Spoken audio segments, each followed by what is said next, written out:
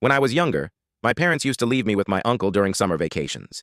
He lived in a tiny town where absolutely nothing happened. No malls, no cinemas, barely any internet.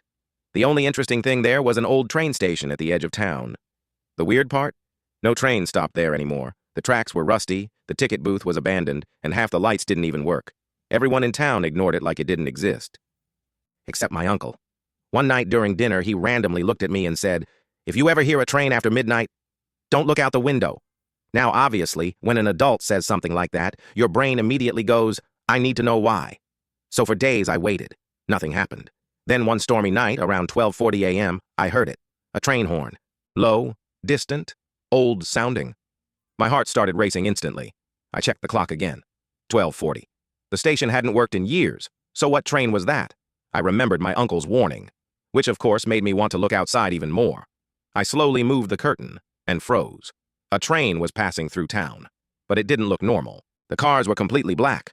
No lights inside, no company name, nothing, and it moved silently. That was the worst part.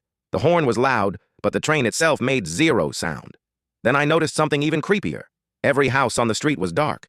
Not normal dark.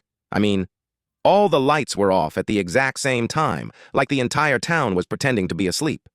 The train slowed down near the old station and stopped. One of the doors opened. Nobody got off. Nobody got on. Then I saw movement inside one of the windows. People, dozens of people sitting silently inside the train. Not moving, just staring out the windows.